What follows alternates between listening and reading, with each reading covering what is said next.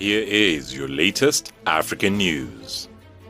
Africa-wide, the African Union to establish a delegation in Beijing.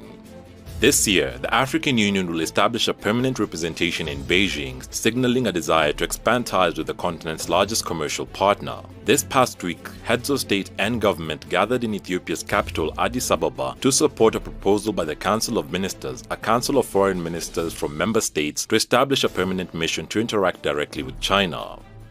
South Africa, a big relief. Court orders huge payout for Vodacom, please call me inventor.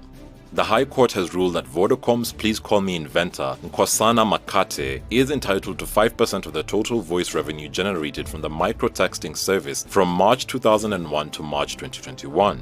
The amount will be significantly higher than the $3.1 million previously offered by the giant mobile phone operator following a 2019 Constitutional Court ruling. Makate, who described the judgment as a big relief, later rejected the current settlement and sought a court review. The North Gauteng High Court in Pretoria also ordered that Makate is entitled to 27% of the revenue generated by the return of calls sent through the Please Call Me platform. Judge Wendy Hughes ordered the CEO of Vodacom, Shamel Joseph, to finalize the determination within a month of the order.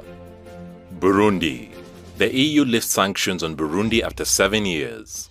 The European Union has announced that it would lift sanctions on Burundi that were imposed in 2016. In a communique, the EU said this is due to a peaceful political process that started with the general elections of May 2020 and opened a new window of hope for the population of Burundi. In 2020, Burundi witnessed the first democratic transition of power from the late President Pierre Nkurunziza to the incumbent Evariste Ndayishimiye.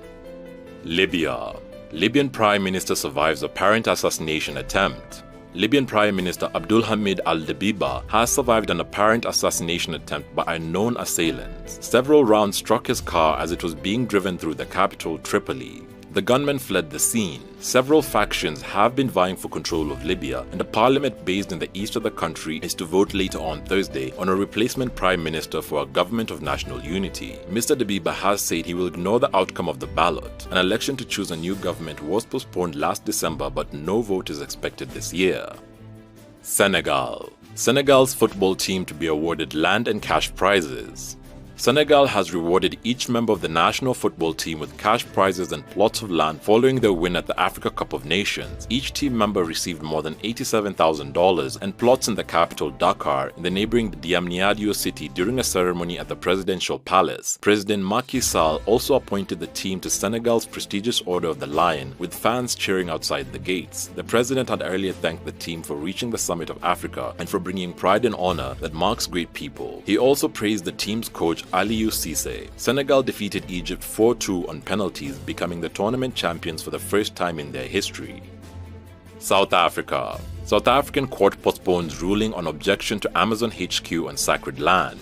A South African court has postponed a ruling on lawsuit from descendants of South Africa's earliest inhabitants, the Khoi and San, to try and halt construction of Amazon's new Africa headquarters on what they say is sacred land. The 70,000 square meter development in Cape Town includes plans for hotel, retail offices and homes, and with Amazon as its main tenant. But it has faced a backlash from Khoi and San community leaders who say they represented the majority of their people. The Khoi and the San were the earliest inhabitants of South Africa. The proposed building site lies at the confluence of two rivers, the Black River and the Leesbeek River, that is sacred to both groups, and objectors fear it will block their view of the equally sacred Lion's Head, part of Table Mountain. Thanks for watching.